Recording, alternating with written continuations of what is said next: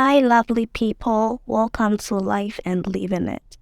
I'm so happy to have you here today. This is a channel exclusively dedicated to life's issues, and it focuses on how to understand life. You can agree with me that we are not in this world alone, and in one way or the other, our lives are entangled and intertwined with others. This creates a need to understand yourself and other people, and also know why they act the way that they do and why they make the kind of choices that they make. That's why I choose to start this channel with Introduction to Temperaments. We need to know of this highly powerful influence on our behavior so that we can understand and cooperate with it, and use it to become something of ourselves and also enrich other interpersonal relationships. So, what at all is temperament? I'll say it's like the basic template from which we were naturally made. It is the combination of all the traits that we inherited from our parents from conception, 9 months before we even came into this world. And it's largely responsible for our actions, emotional responses, and basically almost everything that we do. It's our temperament that makes us extrovert or shy. Some people are naturally born leaders, while others will rather flow along. So, what then is character? Character is a combination of our personalities and external environmental influences, such as parental training, religion, where we grew up, education, the influence of our friendships, gender, life's experiences. In fact, the list could go on and on. Our character, our behavior, attitude, mentality, all these are acquired, and they can be changed when those external influences surrounding us change. However, temperaments are innate and can hardly be changed. Although it seems impossible though, the best we can do is to adapt to other people's weaknesses and also encourage others to live in their strengths rather than their weaknesses. Temperament, of course, is not the only influence on our behavior. Home training, lifestyle, schooling, and motivation exerts profound influence on our actions throughout our lives. However, temperament is on top of the list as the number one influence on our lifestyle, and not only because it is the first thing that affects us, but like our height, eye color, shape of our face, and other physical characteristics, it escorts us throughout life. An introvert is an introvert. They may come out of their shell and act more aggressively for a brief moment, but they will never be transformed into extroverts. Similarly, although an extrovert may reduce his or her hyperactiveness, he or she will always be an extrovert. The goal of this video is to help us discover our primary and secondary temperaments and further know our profound strengths and weaknesses so that we can overcome our weaknesses and take maximum advantage of our strengths. So the type of temperaments. Although history states that temperament was first conceived by the Greek physician Hippocrates somewhere from 460 BC to 370 BC, its roots can also be traced to the Bible from the book of Proverbs. Both Agur, which is the one who wrote Proverbs chapter 30, so both Agur and Hippocrates divided temperaments into 4 types. Modern day English had named these types as sanguines, melancholics, cholerics, and phlegmatics. So I'll begin with the sanguines.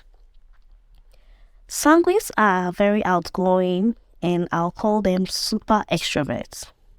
They have an unusual capacity to enjoy themselves. They are warm, lively, buoyant, and what people call life of the party. They are always helpful, responsive, stimulating, like they are there, when you need them to be there. When you have a busy, they'll boost it up. They will support, they can advertise your work for you. When they hear that you are selling this or doing that, they'll promote it for you. That is a sanguine. They are popular and adorable. They are talkative and loud. They are always mingling with people and entertaining them with grand stories that may be so exaggerated from the truth. They are emotionally warm, friendly, happy, and are said to have the richest emotions of the four temperaments. They are filled with so much emotions that they can easily be moved to tears by the sad mood of their friends and excitement by the happiness of others. A sanguine is everyone's best friend, and sincerely, they really love their friends. They love them all. They, however, have an extra special place in their hearts for friends who adore and idolize them. They aren't easily hurt and hardly hold a grudge. They are quick to apologize when they realize they are in the wrong. They expect the best from people and from life. Their primary goal in life is to have fun in life. They are very fashionable and creative. They accept that everybody has faults and they are full of mistakes. So they are kind of welcoming and not judgmental, Hence, everyone loves them. Everybody wants to be with them. Sanguines never lack friends. Their naive, spontaneous, genial nature opens doors and hearts to them. They can make people feel important as though they are their special friends. They focus their maximum attention on one person until they are bored. Yeah, that is a sanguine. They can give you all, and you think that you are everything to them. When they are bored or the next person comes, they will leave you behind and go to the next person to give them the same thing. Yeah, a typical sanguine guy will fix his eyes on you with 100% love and care until he loses interest in you, which happens so quick, or until someone new comes to attract his attention. Yeah, that's kind of one of their weaknesses. They are really weak-willed and undisciplined. They are emotionally unstable, thus he cries at one moment and the next moment it is over. A sanguine is easily angered but forgives very easily. They are also talkative and very loud. They often wonder why others are quiet all the time. They tend to exaggerate facts, hence people think they are kind of liars. Sanguines are so forgetful and they hardly keep promises. In fact, they are quick to promise you in the first place, even when you've not asked them to, because they are sweet with words and nice, They will quickly promise you that they will go to the moon and back and blah, blah, blah. And then they will just forget about all the promises. They are very forgetful. They forget appointments. They can forget dates. They can forget birthdays. And because they are busy making new friends and concentrating on other people, so it's related to them lacking focus, especially in a relationship, They are not loyal and are hardly faithful, yeah. They may enter and leave relationships easily as they do not value commitment and loyalty. To a sanguine, commitment is nothing, loyalty is nothing. Life is fun, life is a party. Let's just have fun in life and go. Let's take life easy and go. Yeah. They easily lose interest in people that they are attached to. So sanguines are undisciplined with money and overspend anyhow. A typical sanguine is deceptive and not trustworthy because they always break their promises, as I said earlier. A sanguine who learns to accept full responsibility for all his actions, has taken the first giant step towards victory over his natural tendencies towards ethics in life. So, my dear listeners, if you are a sanguine by nature, know that people really like you, people love you, but you need to work on your dishonesty so that your partner and kids and family can trust and respect you. One of the vital building blocks in any love relationship is trust. Truth and honesty are virtues which not only produce the clear conscience all men need, but creates the kind of foundation on which lasting and enjoyable interpersonal relationships are made. So now I'll talk about the next kind of temperament, which is melancholy. We call them melancholics. Melancholics are filled with rich emotions like the sanguine. However, they are the exact opposite of all that a sanguine is and isn't. So their emotions are towards like the sensitive side, or kind of negatives are filled with melancholy. Melancholics are analytical, self-sacrificing, gifted, and perfectionist people with very, very, very sensitive emotions. They have very, very loyal and faithful friends, but unlike the sanguine, they don't easily make friends. Melancholics desire to be loved by others, and they'll rather prefer to be approached by others instead of pushing themselves to people. They want to be loved. They will not come to you, but they expect love and friendship from people, And disappointing experiences prevent them from trusting people. Thus, they are mostly suspicious when others shower them with attention. Because they are perfectionists, they really don't want to let other people down, and this makes them the most dependable people of all the temperaments. Oh, and I should have begun by saying that they are super introverts. So generally, melancholics are the opposite of sanguine. So as sanguines are super extroverts, melancholics are super introverts. So on their good side, they are very neat, they are organized, they are so caring and perfectly groomed. They are thoughtful and remember important dates in other people's lives. In fact, they have a very good retentive memory and they are mostly intelligent. Melancholics tend to appreciate fine things like fine art, and they can easily compose nice music. They find great meanings in life through personal sacrifices, and they usually choose a difficult vocation involving a sacrifice. Melancholics are amazing listeners. They are faithful friends. They are loyal. They will remember your birthday, your anniversaries, all the program, the good things that happen to you. That is a melancholic because they are listeners and they pay attention to their friends and they are dependable like that. They are frugal. I don't know whether this is good or bad, but they are good with keeping money and they are mostly self-sufficient. On the other hand, they have quite a number of weaknesses because they are known as the dark temperaments and they are mostly depressed. And if they concentrate on gaining victory over their weaknesses, they can be most effective and productive people. Yeah. Although melancholics are gifted and perfectionists, they are the most pessimistic and negative and critical people ever. They can be very, very discouraging with words like it is impossible, it won't work, we tried it once and it failed, no one has ever done it before, no one will ever buy it, no one will be interested in this or that. And their negative thoughts makes them suspicious of their partners and their friends for no reason.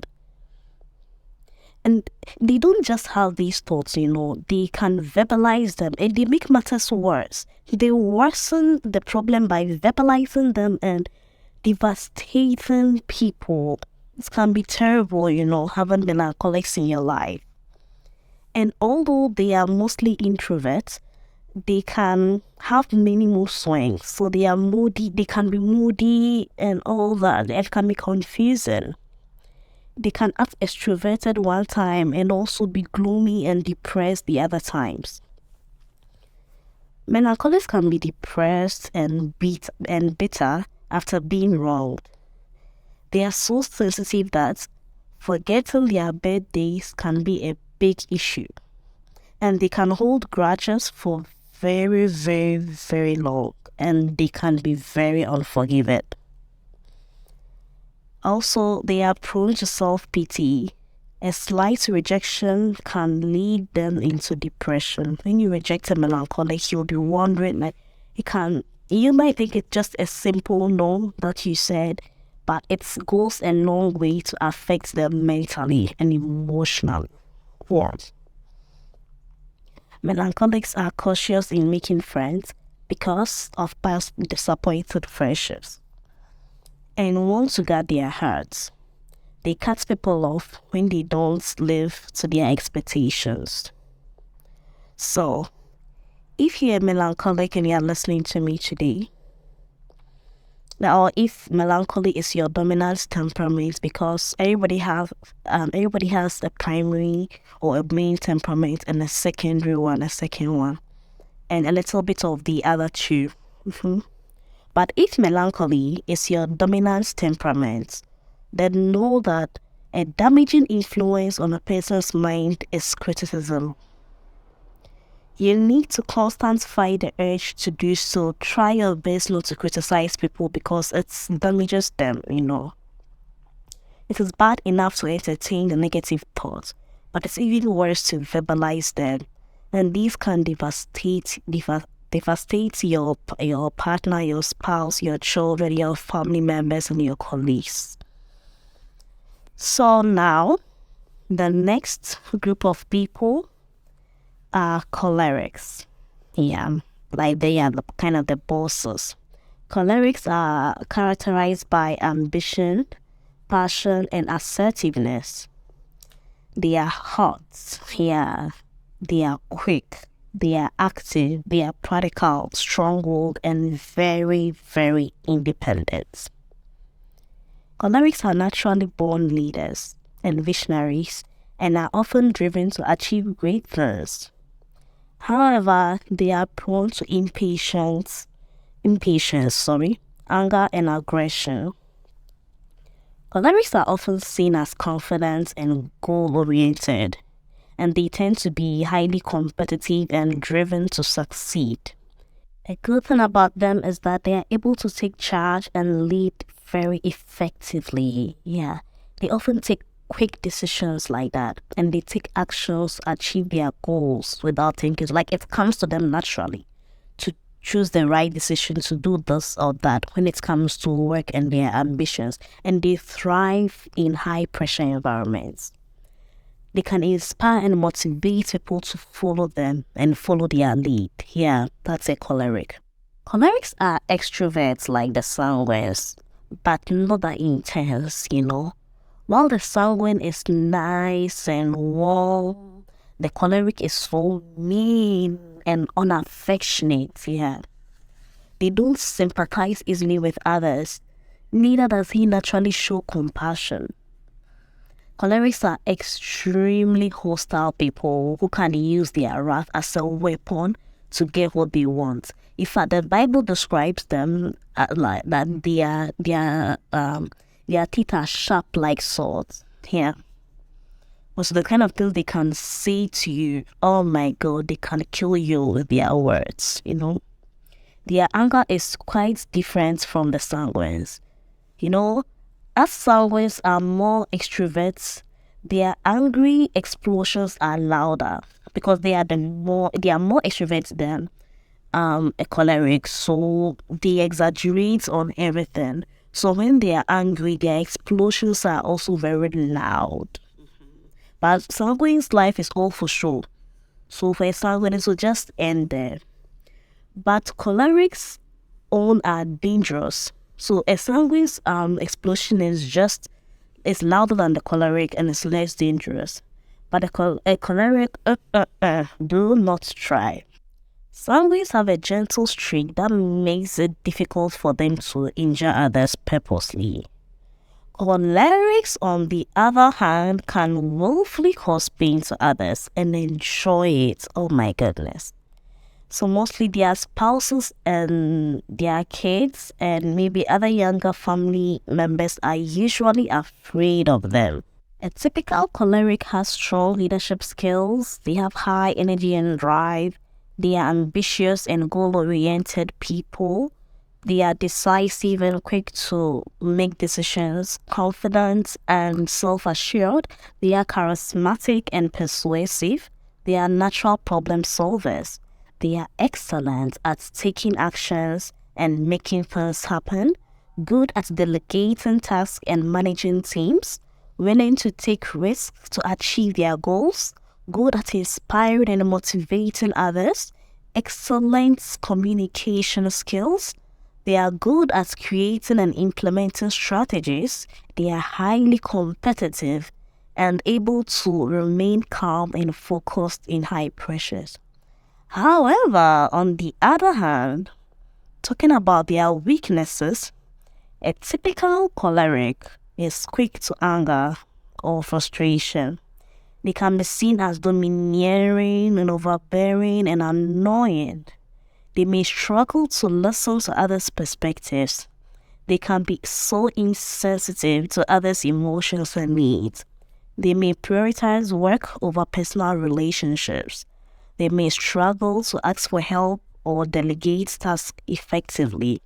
A typical choleric might struggle to admit mistakes or take responsibility for failures. They have difficulty with compromise or collaborations. They just want you to take what they say. They want all the time their will to be done, They may also take on too many tasks or projects at once.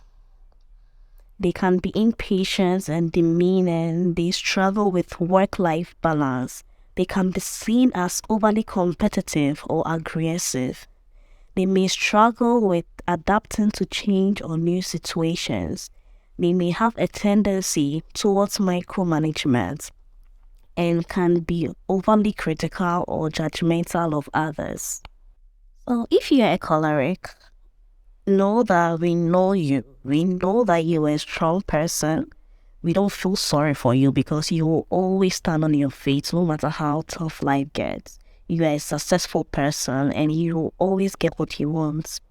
But please, bear in mind that you are living in this world with people. People are different, so you need a heart. You need to learn how to talk to people and control people. A typical choleric, you are the meanest. They say that you have the weakest emotions of all the temperaments.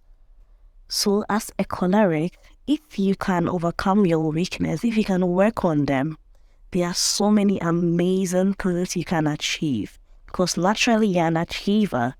But as soon as you touch something, you get it done and you get it perfectly, and everybody will be excited to work with you. Because you cannot take the work or do the work alone. It takes a village, to do a whole lot of things. The final temperament type I'll talk about is phlegmatic. Phlegmatics are the nicest of all people. They are individuals that are typically calm, relaxed, and easygoing. They tend to be very rational and logical, and they are often able to think clearly even in stressful situations. They are praised and loved for their patience, and they are often able to remain calm and level-headed even in the face of adversity. They are so easygoing and they never get upset. They have such a high boiling point that they seldom become angry at anything. Among all the temperaments, phlegmatics are without question the easiest of people to get along with, and they are the most likable, because It's like nothing that you do will irritate them. They will not get angry. They will not, like, they are so peaceful.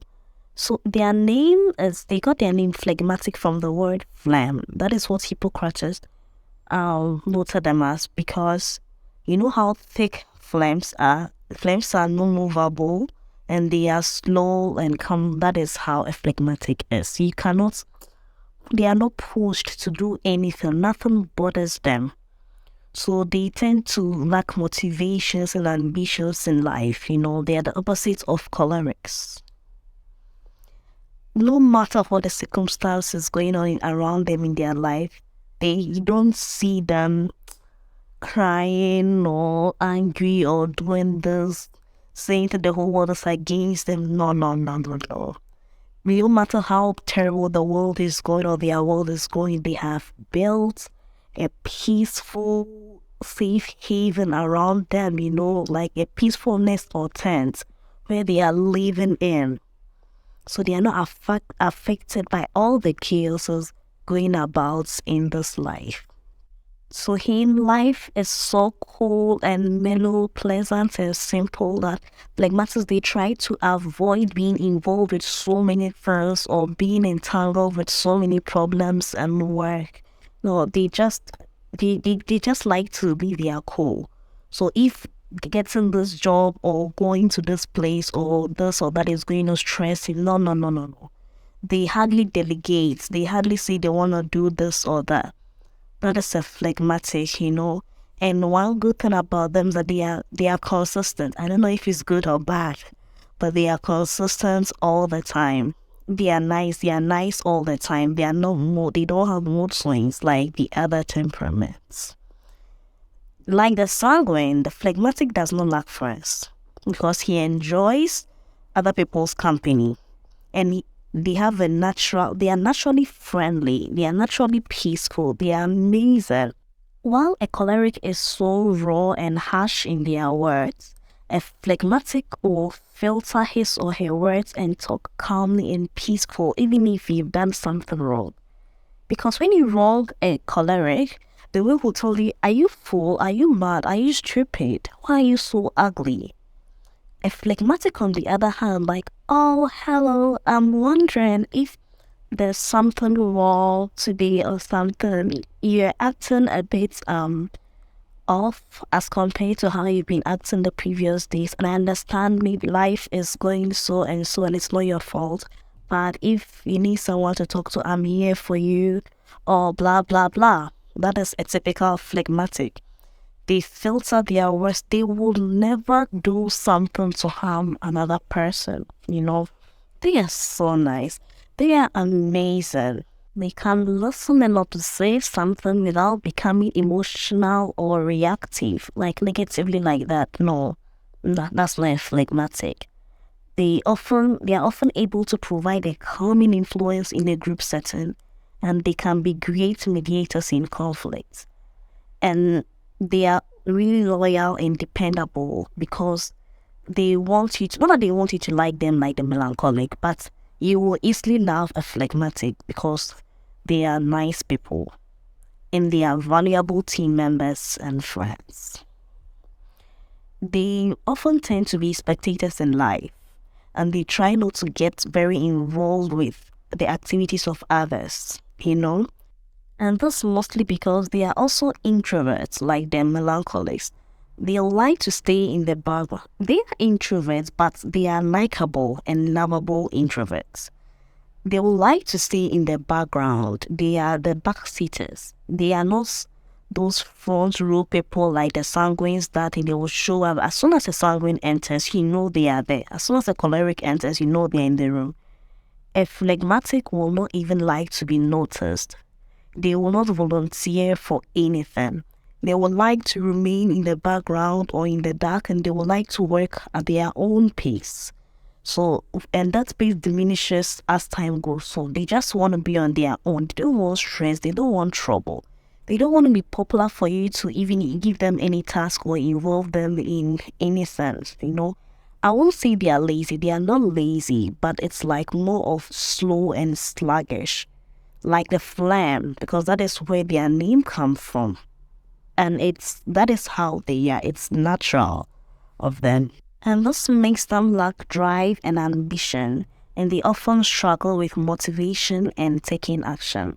Because they tend to be so even-keeled, they may not feel a strong sense of urgency or drive to accomplish goals or make changes in their lives.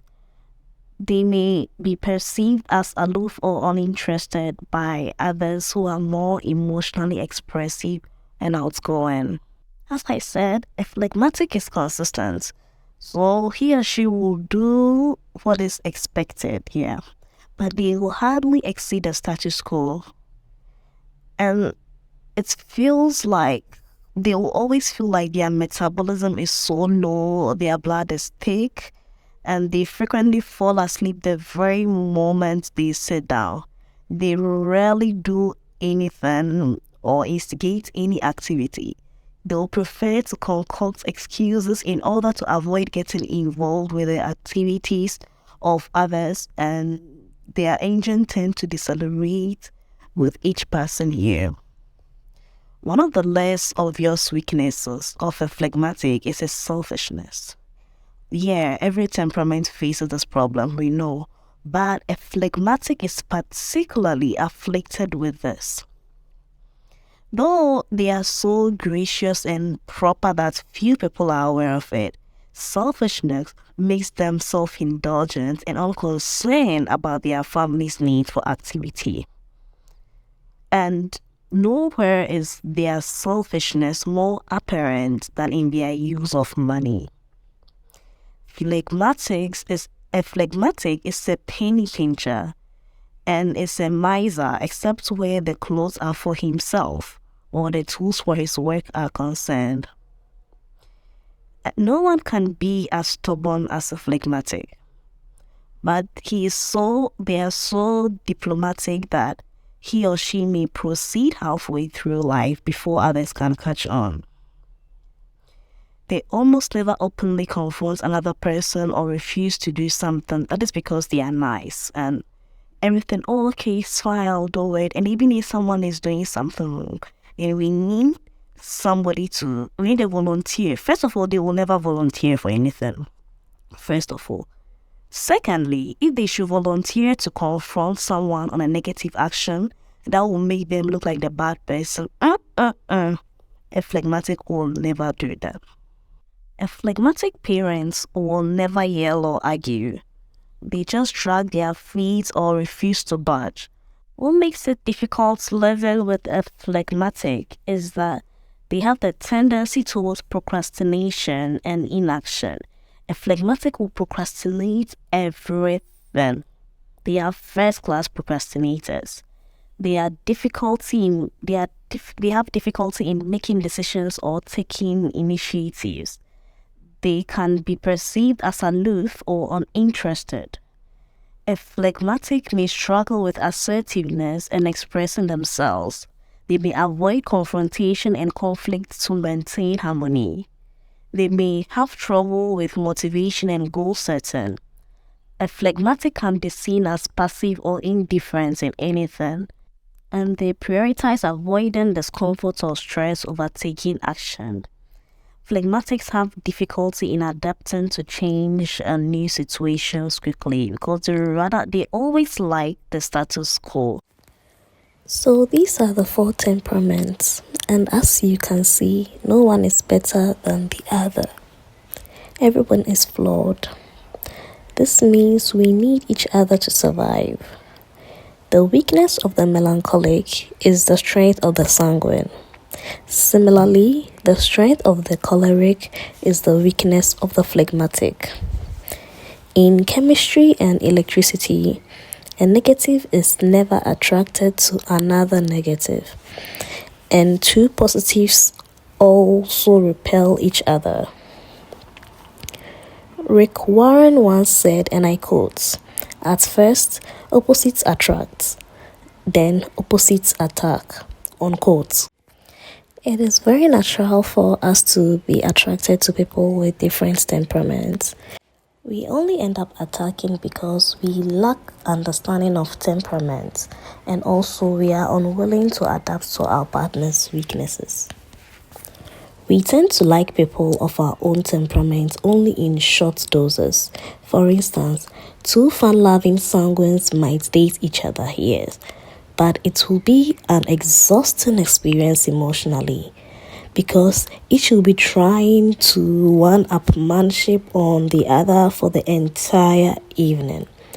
No one has enough emotions to last a lifetime like that, you know.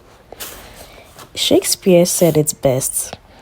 To the sanguine, I quote, all the world's is a stage, unquote. This means sanguines are performers, yes, which is why they marry spectators. They want to be the ones capturing the stage, so their fellow sanguines are actually a threat to them.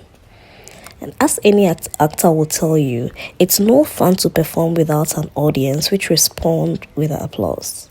Can you imagine two sanguines looking to each other for approval? No, they wouldn't do it for very long. Usually not long enough to even marry. And I'm even more certain that two cholerics will never marry. In fact, they probably wouldn't even venture out on a single date. Can you imagine two opinionated, aggressive, sarcastic people, each accustomed to making decisions, trying to determine where to go, where to eat, and who should pay? They will probably start an argument before they even backed out of the lady choleric's driveway. I doubt they can even survive dating, but marriage, I'm not confident that two cholerics can marry. Yeah. Oh well, never say never. So, phlegmatics. Two phlegmatics might date each other, but they will go together and go together and go together for many years. One will probably die of old age before the other asks to marry. No, as a general rule, phlegmatics sit around waiting for the forceful person to pursue the relationship, and usually that is a choleric, yes. However, if one temperament might marry its own kind, it would be a melancholic. If both settled into a sadistic mood for a long enough period of time, they might pursue marriage, yeah. But it is most unlikely. Quite frankly, if a perfectionist goes with a person long enough, he will find something about the prospective partner that he can criticize. And if these criticisms, whether thoughts or even expressed, if these criticisms are indulged long enough, it will kill love. Before or after marriage, the love will die. So, as a general rule, melancholics are attracted to more charismatic sanguine types who are prone to sweep them off their feet, rush them to the altar, and marry them before they begin to suspect the partner's flaws. Then it is too late for people whom divorce is not the answer. So generally, the fun-loving sanguines are drawn to the somber melancholics, and melancholics respond best to uninhibited sanguines. Mr. or Miss Melancholic is a listener, and as we have seen, sanguines love talking. They need a spectator to appreciate their irrepressible showmanship, yeah. Melancholics are organized, capable people who subconsciously possess the qualities that Mr. Sanguine knows are missing in his life. By contrast, the melancholic is aware that he is susceptible to depression and thus needs someone to bring joy into his life. Sanguines, male or female, are gifted at doing that, for they are natural-born cheerleaders, lifting the spirit of the melancholic. So as time goes on, we'll see that the vivacious sanguine gets addicted to the melancholic emotions. And eventually, the melancholic becomes dependent on his counterpart to sustain a buoyant, joyful quality of life. So it is this contrasting strength of these two people that have brought them together. In the same manner, we will find the cholerics who love generating activity. We will find them attracted to the easygoing phlegmatic followers. Cholerics are forceful, phlegmatics are passive. Therefore, they need each other. The phlegmatic requires someone to pursue the relationship, and the choleric desires someone to pursue. This choleric somehow feels comfortable around the gentle phlegmatic spirit, which doesn't threaten his control of the relationship. You'll find many people say things like, oh, I just feel so relaxed around him. I feel so relaxed around her. And by contrast, the phlegmatic, who often gets bored with his own company or lack of involvement, is just waiting for someone to come along and encourage or challenge him or her to do something. And no one does better at forcing activity than the choleric. And both choleric and male and female are good in doing that. A choleric woman just intuitively knows how to motivate a phlegmatic male before marriage, and much more tactfully than after marriage, I might add. She, like her male counterparts, can move in with a capacity of fun and games that bring real pleasure to the person who naturally wants to follow. Again, I can't stress this enough, that the contrasting temperaments really do complement one another. So these are the 4 temperaments, and all of us identify with at least 2. We have a primary one and a secondary one. Few other people represent 3 temperaments, thus they have a primary and 2 secondary, or a primary, a secondary, and a tertiary. That is, if the secondary and the tertiary are not of the same intensity. And if you ever feel that you are a blend of all 4 of these temperaments, then you are likely to be a melancholic, as you want everything to be perfect in life. So because we represent more than one temperament, it is better to divide the 4 temperaments into 12 blends rather. And if we have a blend of sanguine and choleric, we'll call you the sun claw. If you have a blend of sanguine and melancholic, you'll be a sun male, and we can get a sun phleg, the claw sun, the claw male, the claw phleg, the male sun, the male claw, the male phleg, the phleg claw, the phleg sun, and the phleg male, which is a blend of phlegmatic and melancholic. Mind you, the claw sun is not the same as the sun claw, because the claw sun has more choleric traits than the sun claw, which have more sanguine traits. Also, when considering the blends, know that they aren't all of the same degree. A phleg male who is 80% phlegmatic and 20% melancholic is somewhat different from a phleg male who is 60% phlegmatic and 20% melancholic. So, this is all for the introductory parts. I'll dive into the blend on another video, hopefully very soon. So, thank you so much for listening to my video. Let me know your thought about the temperaments in the comment section. Do remember to like this video, subscribe to my channel, and share it with your loved ones so that they will understand why you act the way you do. Until my next video, it's bye for now. Ciao.